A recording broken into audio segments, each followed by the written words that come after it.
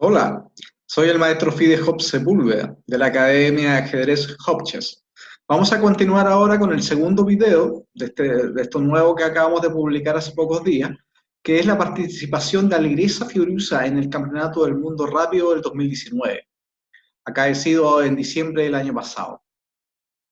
Destacamos este torneo por la importancia que tiene a nivel mundial, porque ya es un referente con respecto a lo que es un torneo de elite, y también por algo muy singular, que es que Alireza tiene tan solo 16 años y logró el vicecampeonato detrás de Magnus Carlsen. Magnus Carlsen sacó 11,5 de 15 y Alireza Fioruzza sacó 10,5 de 15, prácticamente mostrando un nivel pero tremendo, tremendo. Mediante las partidas que estamos viendo nos damos cuenta que Fioruzza termina jugando con jugadores muy sobre su elo, porque en este torneo él se presentó solamente con 2.614 de elo de la modalidad respectiva, pero jugaba con otros jugadores que con 200 puntos más de elo, y nos damos cuenta que prácticamente era exactamente lo mismo, era como si estuvieran jugando jugadores de igual a igual. Con la experiencia que él tiene, que se supone que igual, si bien lleva varios años jugando, tiene tan solo recién 16 años. Así que vamos a continuar entonces con la hazaña de Fioruzza en el Campeonato del Mundo del 2019, esta vez frente a Anton Korobov, que es uno de los mejores jugadores de Ucrania y también un gran especialista en lo que tiene que ver la modalidad rápida de Blitz. Así que empecemos. Blancas está entonces Fioruzza y negra está Korobov. En esta defensa siciliana nos vamos a dar cuenta que en este momento Fioruzza hace el movimiento caballo F5. Fíjense la movida astuta. Automáticamente se genera, porque hay una torre atacando de 7, pero a su vez el caballo de F5 ataca E7. La idea es que si algún día se toma el peón de E, toma en F5, es que este alfil también de B3 cobre vida por la diagonal a 2G8. Entonces, es una movida pero muy inteligente, porque activa la mayor cantidad de las piezas blancas en pos de un posible ataque. Veamos entonces las posibles respuestas. Si el negro hace peón por caballo, simplemente torre por D7, y nos damos cuenta que hay una amenaza directa que es torre por E7, torre por B7, E6, dama H5, estamos pegándole también en F7. El negro tendría demasiadas debilidades, no las podría defender todas. La otra opción, después de caballo F5, es que el negro haga alfil G5, a la que el blanco responde con H4. En el caso acá que juegue E por F5, capturo en G5, fíjense que la torre me está comiendo nuevamente en D7, ahora hago alfil E6 y capturo en H6. ¿Qué quiere decir todo esto? Que el flanco de rey de las negras va a estar posteriormente muy débil y va a ser motivo de ataque para las blancas. ¿Ah? La otra opción es que alfil G5 H4, el alfil guaya de 8, y ahora simplemente torre por D7, me tengo que comer el caballo, si no quedo con pieza de menos, y simplemente E6. Y nuevamente nos damos cuenta que las amenazas de las blancas son bastante directas, o sea, amenazo desde E7, torre B7, torre F7, peón por, dama H5, son muchas las amenazas. Esa posición obviamente insostenible para las negras. Volvamos a la partida entonces. Después de caballo H7, el blanco hace caballo F5 buena. Acá el negro responde dama de 8. Como es de esperar, Korobov hace los mejores movimientos para poder mantener un mínimo de esperanza en esta posición. Acá Fioruzza jugó dama de 3.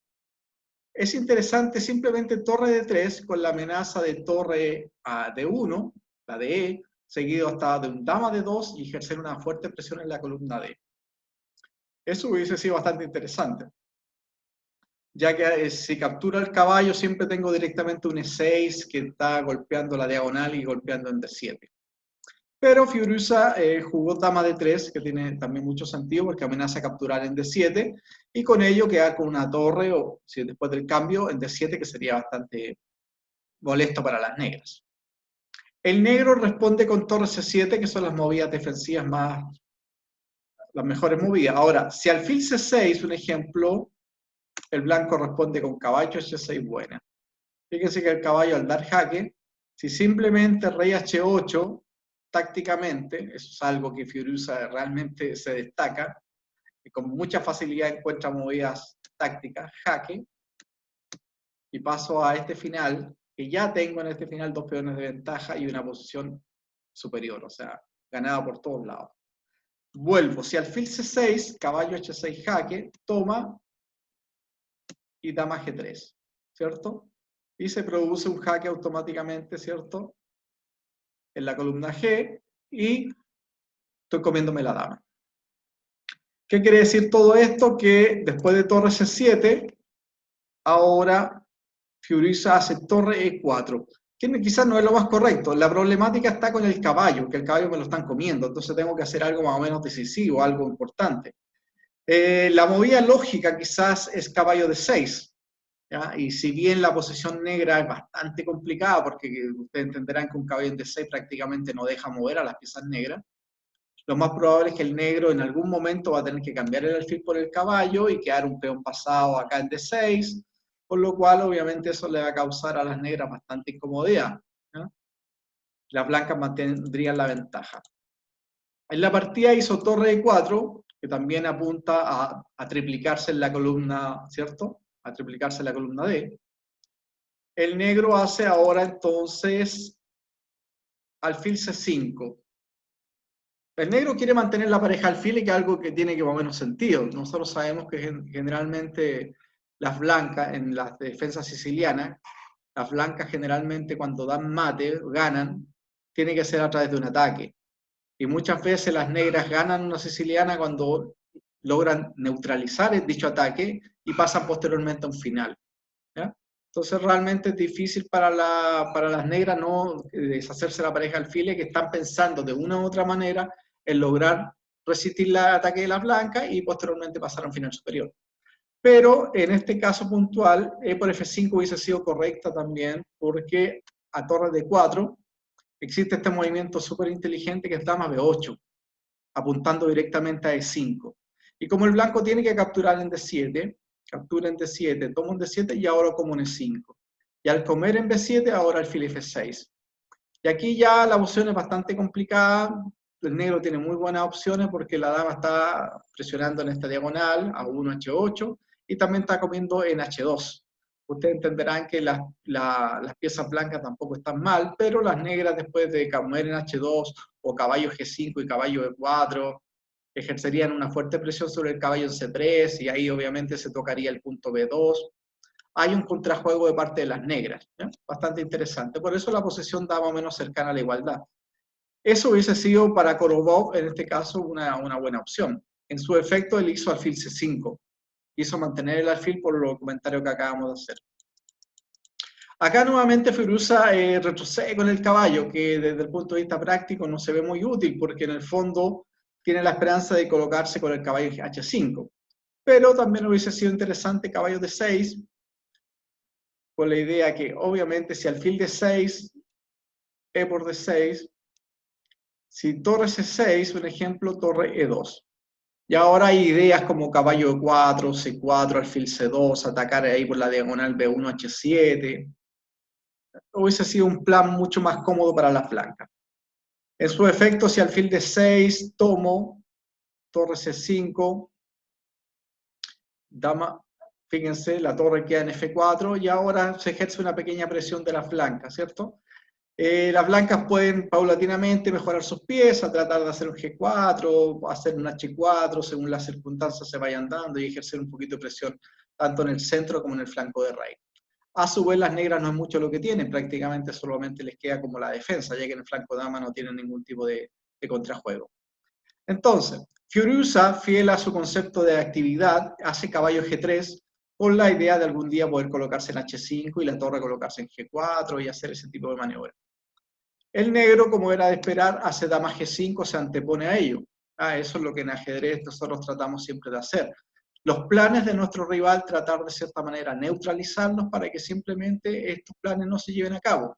Al momento que yo hago dama G5, evito el caballo H5 y evito también un torre G4. El plan directo que está haciendo la blanca o intenta hacer la blanca es neutralizado por las negras. Eso en el ajedrez recibe varios nombres. Uno es profilaxis. La profilaxis quizás es el concepto más más generalizado apunta a eso, a adelantarse a los planes posibles de nuestro rival, ¿ya? Entonces, el blanco Fioriusa responde con H4. Y aquí Korobov, que ha jugado bastante bien los últimos movimientos, comete una pequeña imprecisión, que es un pequeño pero grande detalle, porque fíjense que del momento que él hace dama E7, regresa a la dama, y ahora en el fondo el blanco puede seguir con su idea del caballo H5, torre G4, dama G3, y ejercer presión sobre G7. Pero si la dama hubiese ido a G6, con lo cual todavía no tiene caballo H5 ni torre G4, y si el blanco hubiese continuado simplemente H5, le juegan dama G5 y se ejerce nuevamente una presión sobre E5, sobre H5, sobre G3, sobre G2. No hay un torre G4 directo. Si torre C4, simplemente dama por E5. Y acá la verdad que no hay una compensación por el material de menos. O sea, eso es simplemente peón de menos y pareja alfil. O sea, las negras tienen clara ventaja. En su efecto, dama G6, si hago torre C4, ahora dice que si torre F4, cambio dama, como se entenderá después del cambio de dama, prácticamente el ataque de las blancas ya se reduce, ya no es poco probable que las blancas vayan a dar algún tipo de jaque mate, y eso obviamente beneficia a las negras que se están defendiendo.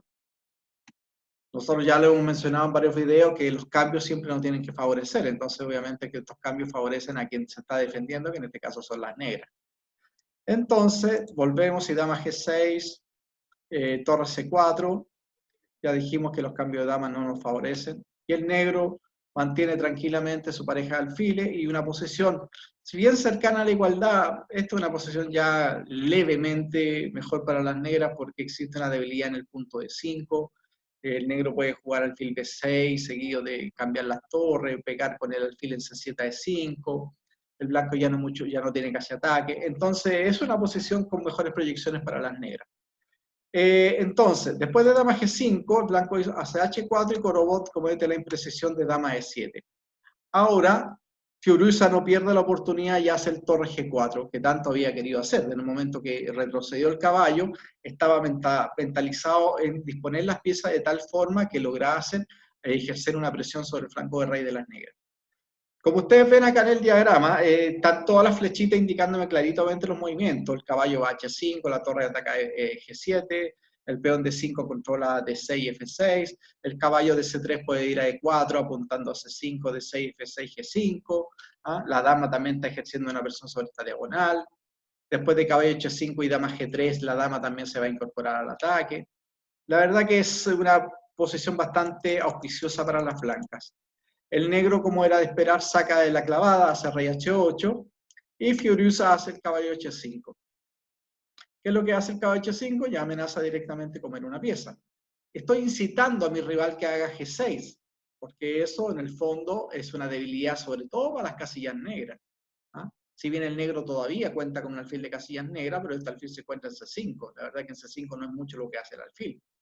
Por eso, veamos algunas posibilidades a evitar el G6. Veamos si el negro hace F5, le capturan, todas las aperturas de línea van a ser favorables para la persona que ataca, en este caso las blancas, y simplemente torre por G7 y quedo con un material y una posición ganada.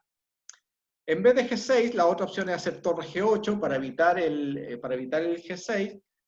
Ahora viene dama G3, y ahí se ejerce nuevamente en 3 piezas prácticamente atacando G7, con una amenaza latente que es caballo 4, caballo F6, no sé. Va a seguir el ataque. Esta posición para las negras es bastante mala porque prácticamente lo único que les queda es esperar nomás los acontecimientos. En el ajedrez moderno eso es casi ya prácticamente la derrota, porque tener una posición donde lo único que nos queda es esperar cómo nos van a rematar, la verdad que no es mucho. Entonces, prácticamente después de caballo H5, Korobov decidió hacer G6, pensó que podía ser no la mejor opción, pero por lo menos se saca la debilidad de G7 momentáneamente. Y ahora, como es de esperar, el caballo va a F4. Se amenaza tácticamente torre por G6, ya que el caballo atacaría al rey y la dama simultáneamente.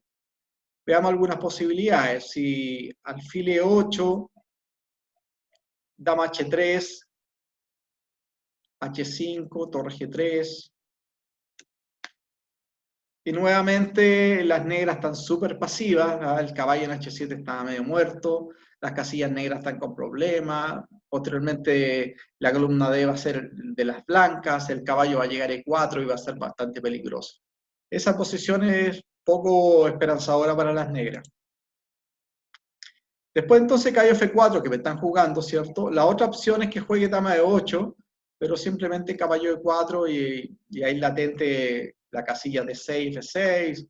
Siempre también hay posibilidades de un H5 en un momento determinado. Eso no es muy bueno para las negras. Entonces, después de caballo F4, torre G8. Caballo E4. Y aquí algo que nosotros hemos mencionado más de alguna vez en el volumen 2 del libro Muerte al Rey, de la saga, de los libros míos, hay un artículo que se llama Los consejos de los viejos grandes maestros. Está en el 2 parece, en el 1. No recuerdo bien. Pero lo importante del texto, más allá del capítulo que esté, es la importancia que radican los consejos de los muy grandes maestros. Un ejemplo, Marc Boreski, que es el mejor entrenador del mundo, que falleció hace pocos años, tenía unas palabritas, una especie de aforismo, que dice lo siguiente: nunca muevas peón en el flanco que estés más débil. Fíjense que simplemente una palabra, un consejo, una frase de una persona que se ha dedicado su vida al ajedrez puede servirnos, pero mucho a la hora de poder progresar en ajedrez. Cuando Boreski dice nunca muevas peones en el flanco que estás débil, lo que te está diciendo en el fondo que ese movimiento que tú estás haciendo, que es muy probable que simplemente lo hagas porque no tengas, entre comillas, mejores planes, lo que va a generar posteriormente van a ser debilidades. Y esas debilidades, sumando más las debilidades que lo más probable tú tengas en ese flanco porque te están atacando, va a ir generando, como te digo, posteriormente ya que la posición no se logre salvar. Y en este caso, las palabras de Boreski nos llegan a la perfección porque en el fondo el negro no es mucho lo que tiene una posición muy restringida y comete un movimiento en el fondo que lo que hace es ayudar obviamente a las blancas. H5, mala. ¿Ya? Según la máxima de Boreski, no tiene sentido debilitarse porque fíjense que ahora las casillas negras quedan automática peor. Para colmo hay un tema táctico que Firuza no lo va a dejar escapar. Veamos algunas opciones posibles. Alfil B5, dama F3, alfil C6, caballo 3, alfil A7 y dama F4. Y ahí nos damos cuenta que la dama apunta a las casillas H6, F6, la casilla D6 está defendida. Entonces, y estos alfiles de las negras que se ven súper bonitos en el flanco de dama, pero la verdad que no apuntan mucho. Sobre todo el alfil de A7, fíjense que no presta ninguna utilidad. Otra opción es alfil E8, pero después de caballo D6, también el caballo es una pieza muy poderosa en D6 porque prácticamente no me deja mover. Las negras estarían en serios aprietos. Volvamos, después de caballo 4, si el negro hace H5. Después de H5, Fiuruza, que si hay algo que hay que destacar de Fiuruza, es su comprensión táctica. Es un concepto que Marc Boreski define como visión táctica. Visión táctica decía, o visión combinativa lo llama él, es esta visión que rápidamente, prácticamente sin realizar un cálculo, rápidamente la encontramos sobre el tablero. O sea, no hay que necesidad de sentarse y hacer una gran reflexión. Esta visión combinativa es que lo que hace que los ajedrecistas con más experiencia la vayan desarrollando y por ende en una posición después uno dice, aquí huele a sacrificio, ¿cierto? Porque hay algo que me indica, una especie como de sexto sentido, que me indica que yo sacrificando me va a ir bien. Eso, como les digo, es algo que se puede desarrollar. Nosotros los aficionados quizás nos cuesta un poquito más, porque no nos estudiamos la cantidad de horas necesarias, no tampoco jugamos la cantidad de torneos necesarios, y generalmente estamos siempre en estos espacios, jugamos un torneo, pasan varios meses, jugamos otro, y esa capacidad cuesta, no es tan fácil de tomarla. Pero los ajedrecistas profesionales, sobre todo los ajedrecistas que están en la élite, ellos están prácticamente jugando todo el año, entonces tienen una constancia y un desarrollo de una competencia, como en este caso este cálculo. Entonces, la recomendación para nosotros, obviamente, es hacer el esfuerzo dentro de nuestras posibilidades, obviamente, e ir mejorando este tema de la visión combinativa, que es un texto, es un concepto que que sale mucho en los libros de Marc Boreski. O sea, si alguien ha tenido la suerte de estudiar a Boreski, También hay que mencionar que los libros de Boresky no son para aficionados, eso hay que tenerlo muy en claro, ¿no? Son libros para jugadores que ya tienen un nivel sobre 2200, 2300 de Elo, ¿no? Entonces, después de H5, Furiusa rápidamente pega el golpe caballo por H5. Fíjense que el sacrificio es automáticamente correcto, ¿eh? Yo no recuerdo esta partida, la he visto en vivo directamente, porque había tantas partidas que... Pero lo que sí es muy probable, si uno hace un recuento con la partida, se puede dar cuenta quizás que el cálculo no requirió quizás tanto tiempo en la reflexión. Eso es lo que Boresky llama una visión combinativa. Abrir la posición cuando yo estoy atacando es algo que lo que yo añoro desde el punto de vista como estrategia. Entonces, en ese aspecto, veamos algunas posibilidades. Si el negro hace alfil B5, dama F3, si comen el caballo, fíjense lo que pasa. Tomo, tomo, y este caballo G6 que es súper importante porque en el fondo va a controlar la casilla G8, y ahí es donde se van a producir algunos detalles. Si rey G7, jaque, fíjense que automáticamente la dama está dando mate en G8. Si me voy a H6, el caballo da mate en G8, que es un bonito jaque mate. Vuelvo, si rey G7, dama G3, caballo G5, tomo y mate en G8. El otro mate obviamente es acá, no se me olvide,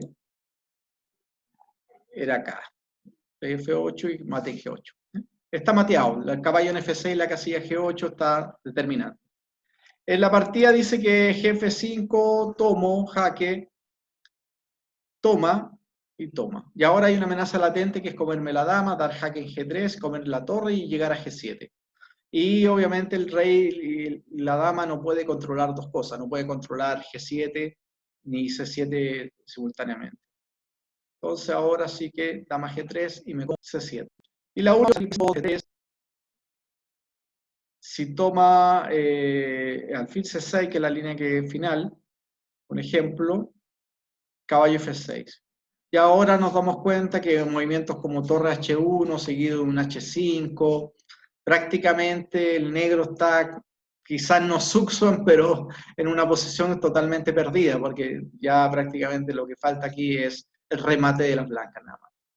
Continuamos, después de H5 malas, simplemente Furiusa hizo caballo por H5, capturó, tiene que capturar, si no ya tiene material de menos, capturó acá, tomó en G8, toma en G8 y dama G3.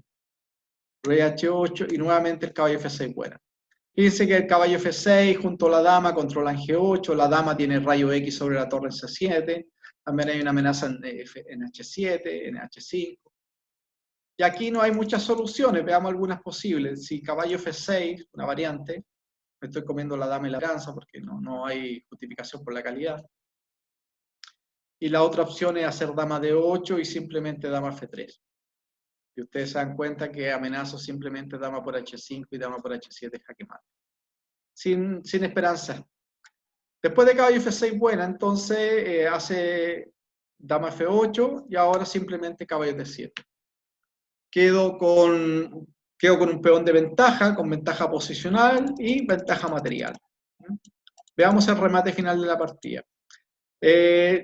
Veamos un ejemplo, dama D8, dama D3, ¿cierto? Tengo que defender el caballo. Alfil E7 y ahora C3.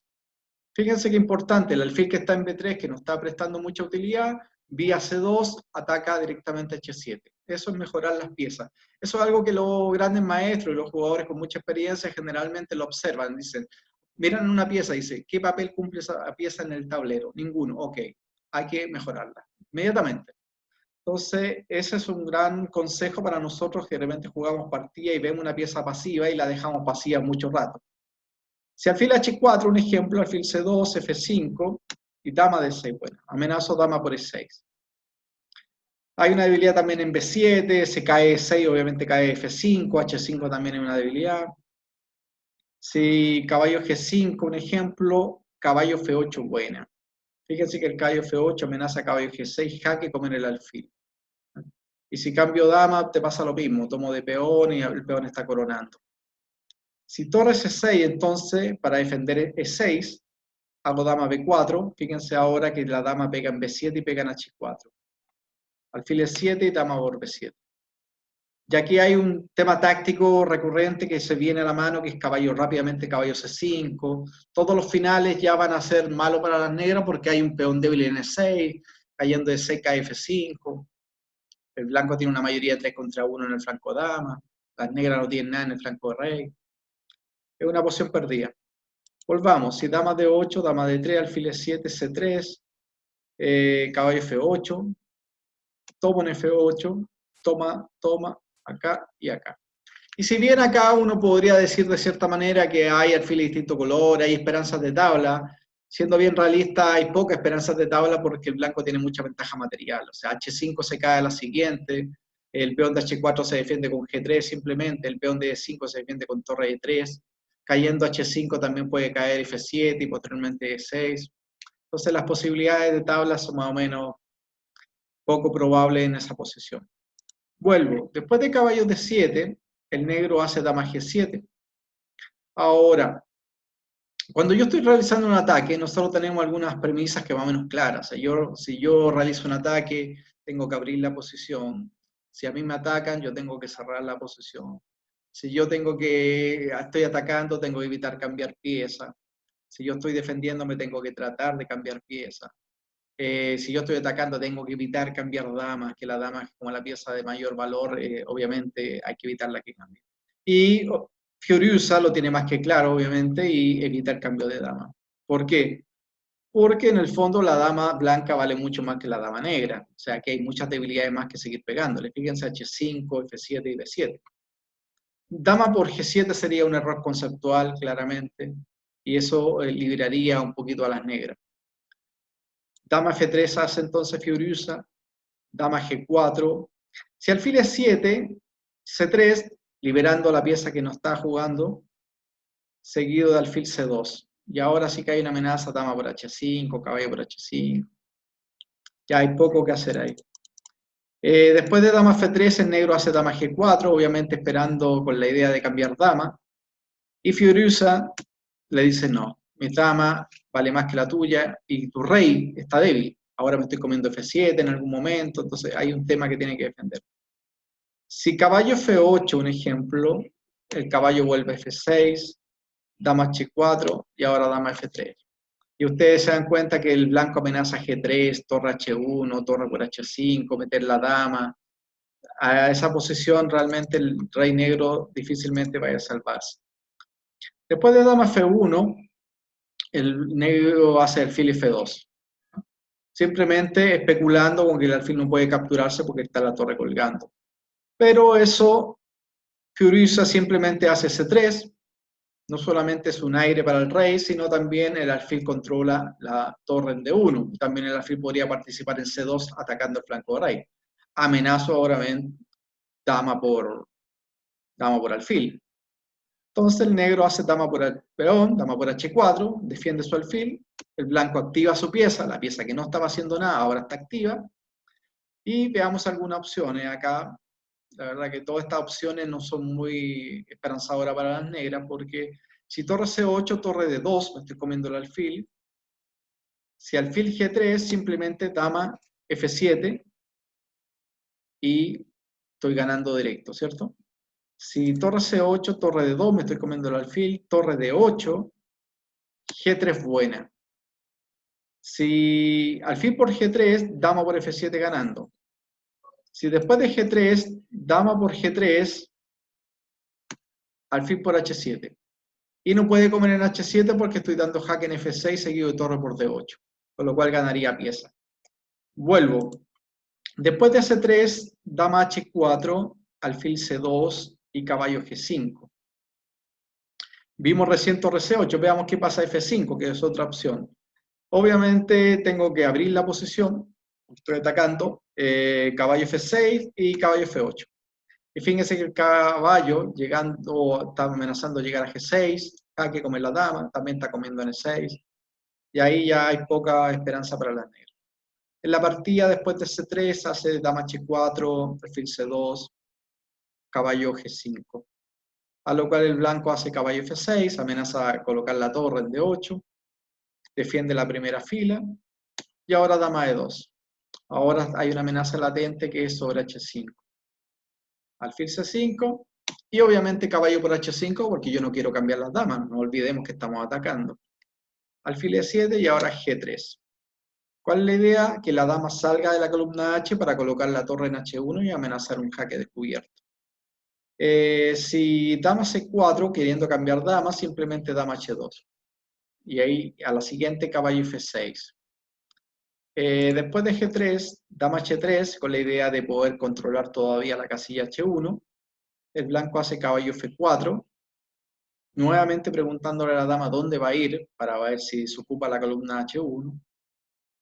Un ejemplo, si dama G3, jaque, y fíjense, torre H1. Y ahora hay un mate directo, amenazo dama H6, dama H8. Entonces, después de caballo F4, dama H6, para que la casilla H1 no logre ubicarse la torre. El blanco hace dama G2, amenazando torre H1. Dama G7 para sacarse la clavada, y finalmente dama por B7, por lo cual se está comiendo la torre o el alfil. ¿Ah? Y aquí ya hay una pérdida de material bastante considerable y por ende Anton Korobov abandonó. Entonces, no olviden una cosa, estas partidas, estos videos que estamos haciendo son la idea, primero visualizar la forma como Furiusa va paulatinamente mejorando sus piezas, cómo va cambiando las piezas buenas del rival, cómo va mejorando las suyas, cómo va haciendo movidas profilácticas, independiente que sean partidas rápidas o blitz, o en este caso rápida, porque este torneo que estamos analizando es el rápido. Aún así, sigue siendo ajedrez y los principios se fundamentan en lo mismo. ¿Ah? No hay cambio en ese aspecto. Solamente que requiere un nivel más de comprensión y rapidez para poder tomar las mejores decisiones en el menor tiempo posible. Pero traten en lo posible, como ustedes van a visualizar este video, ustedes tienen la oportunidad de tomar una clase. Yo les aconsejo lo siguiente: en una clase de ajedrez, con un profesor con mediana experiencia, sabemos hoy día que hay muchos profesores, algunos buenos, otros no tan buenos, como en todas las cosas.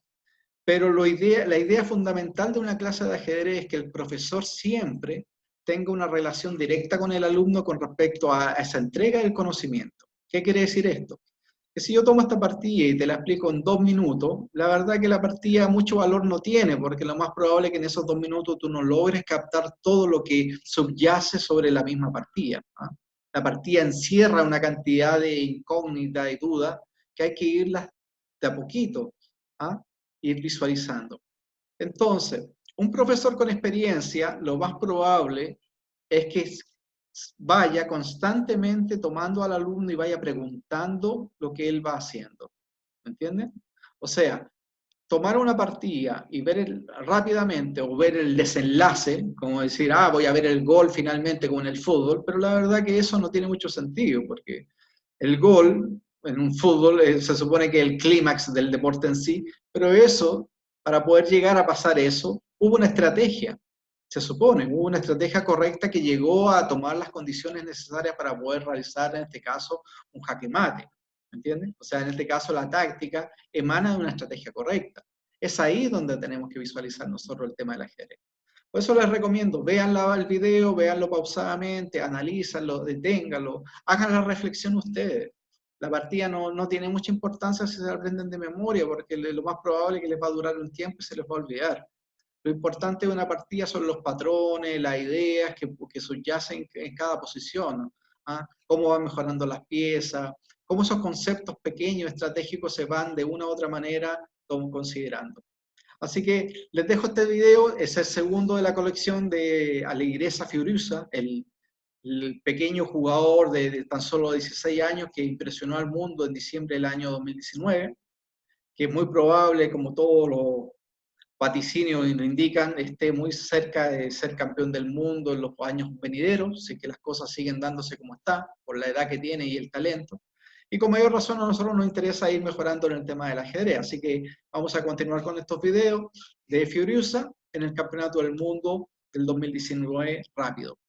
No olviden que abajo del video están todas las indicaciones de mi academia, tanto para clase, consulta, cualquier inquietud que tengan, ¿no? No hay ningún problema, podemos compartir, conversar. Yo por una recomendación o una ayudita no le voy a cobrar, es simplemente, como les digo, a muchas veces un consejo es mucho más útil que muchas clases. Así que simplemente, como digo, recuerden, todos los datos de mi academia están abajo, se comunican conmigo cualquier inconveniente que tengan, cualquier inquietud, y lo vamos viendo en el camino con respecto al tema, cómo vamos mejorando en el ajedrez, ¿eh?